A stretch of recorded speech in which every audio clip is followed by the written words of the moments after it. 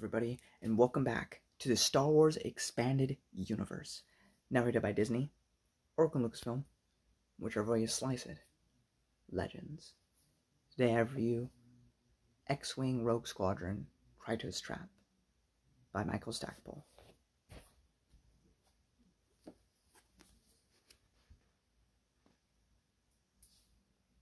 And now,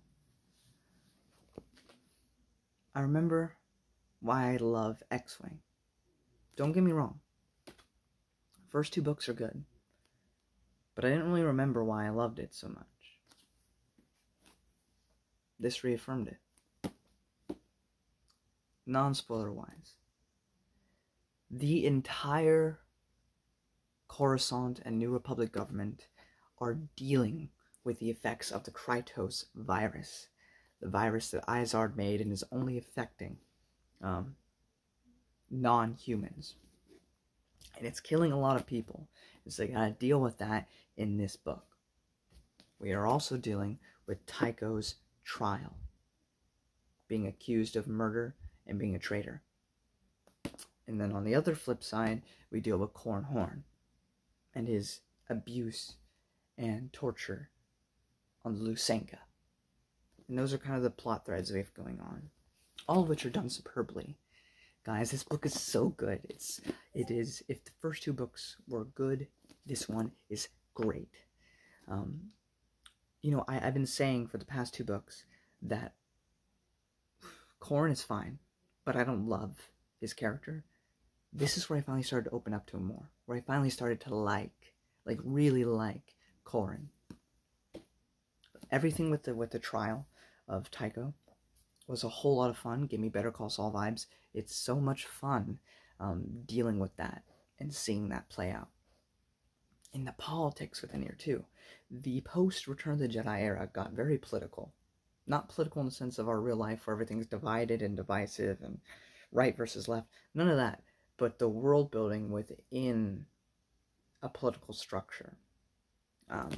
It's the same thing the prequels did.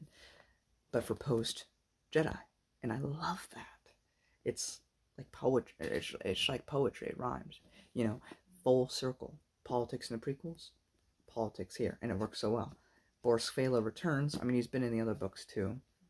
But I love, even if it's not Zahn, I still love the characterization of Borsk. You're meant to hate him. He's the best written character in the sense of being written to hate. And yet at the same time, because of the stuff I know moving forward, I still don't completely hate him. And I love how the future books do that. Because future books build upon this series a lot too. And this book sets up so much for the things moving forward. Which most people who have read New Jedi Order and other stuff know what I'm talking about. With Corran specifically.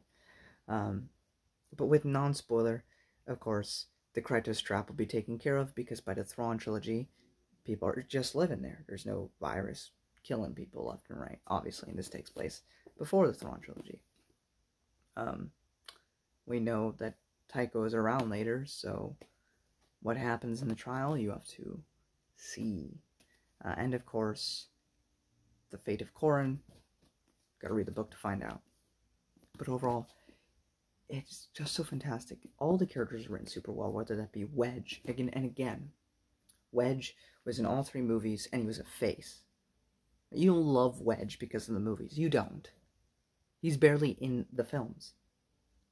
You love Wedge because of these books. Wedge is one of the best characters in the Expanded Universe because of these books. You know who else? An underrated EU character. I'm going to consider him an EU character because he's not a character in the movies, just like Wedge isn't really a character in the movies. Akbar. I freaking love Akbar, man.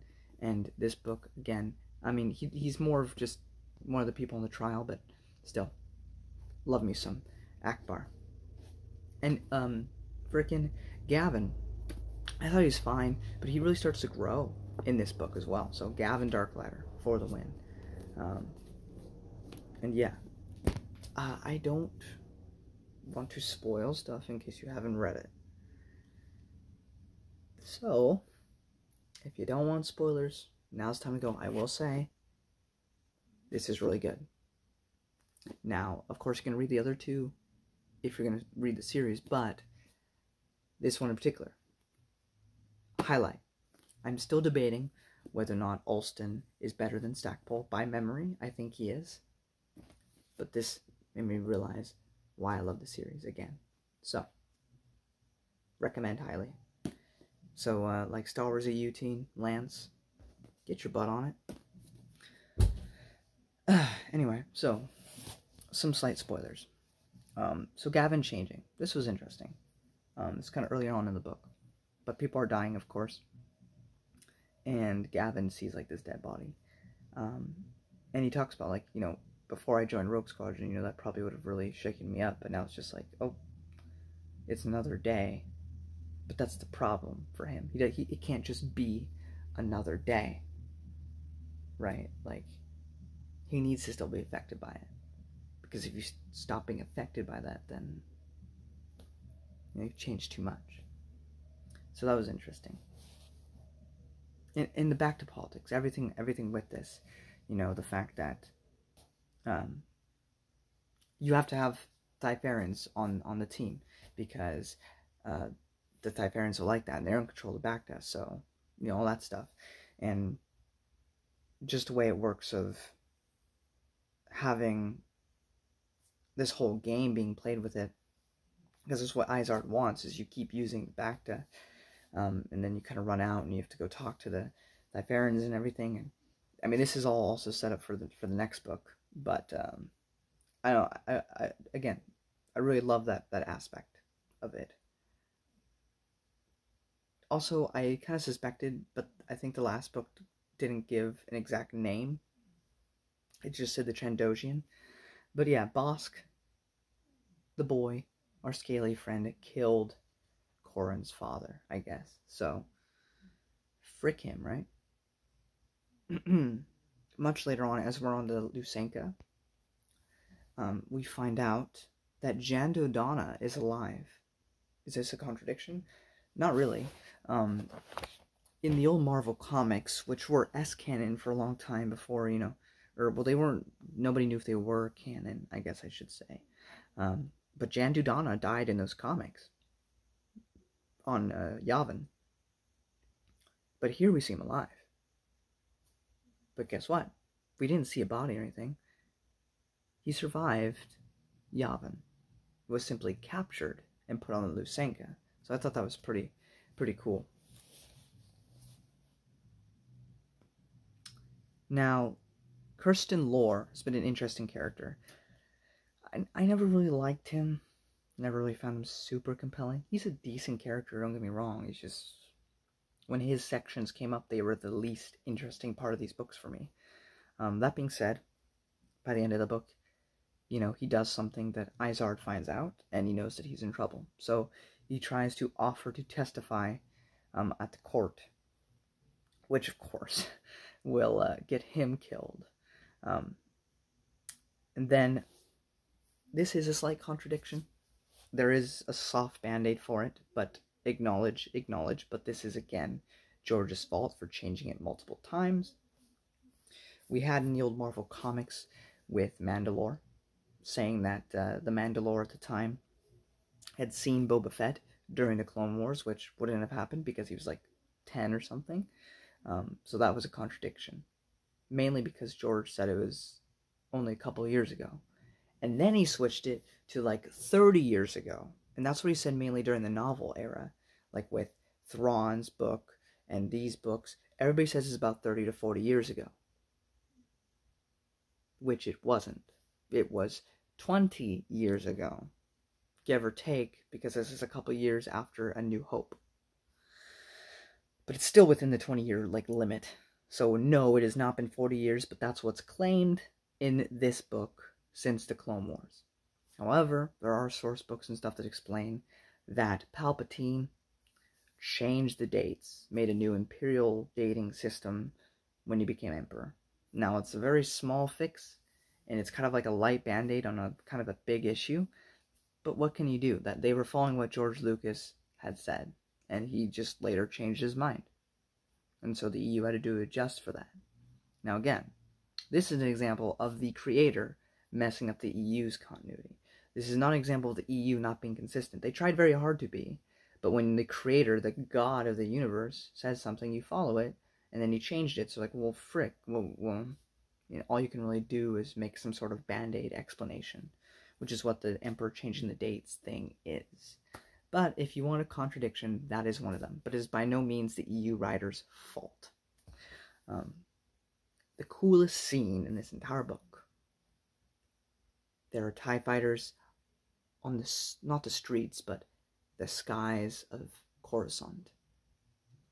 TIE fighters versus X-Wings within a city. And then a needle coming from below the surface. The Lusenka, a super Star Destroyer, coming out. It is so awesome. It is so cool.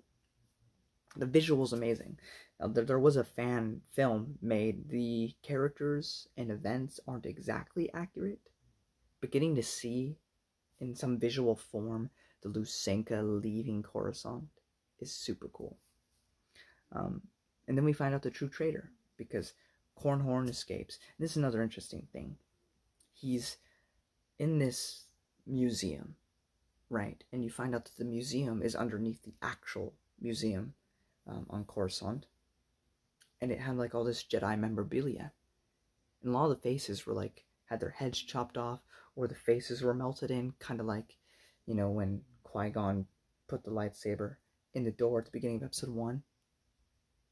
And so the place is trashed, but it's kept around. Why? Palpatine on his free time, sometimes at least, would just go in there, get angry, and wreck crap. And I just thought that was really interesting. It says a lot about him that he would do that. But I love it. I also love that he has the Lusenka hidden underneath the city. Like that's Palpatine. Always thinking 10 steps ahead, always having plan A, B, C, D, E, F, G go down the line. And so I can totally buy that. They just leave a super Star Destroyer on Coruscant. And I love that. I love that twist. Of course, this is where we start leading to stuff that will lead much further in to like New Jedi Order and stuff, where we start to see some things with Nija Holocron, which will be related to Corran at the end. And Corran testifies that Tycho is innocent, and Lusenka does manage to escape, and Lusenka takes control of the Thyfera, which is the Bacta place, which means she has control of all the Bacta, which, Bacta distribution, as I say, which makes sense why the next book is called The Bacta Wars. But, the traitor is also found, and who is it? It's Estri, the kind of romantic interest for Corran, which I don't think you read it for the first time would see that coming, but, I remembered that aspect, and so it wasn't a surprise for me. But yeah. The cameo. Last book we got a cameo from Leia. This book we get a cameo from Luke Skywalker. In fact, Luke gives, or tries to give, Corran the lightsaber that he used in the museum, that he put back afterwards, because, he's polite. But it's not to give back, it is his, because it was his grandfather's. And we learn this whole thing about Nija Holocron, who had a best friend who was named a Horn.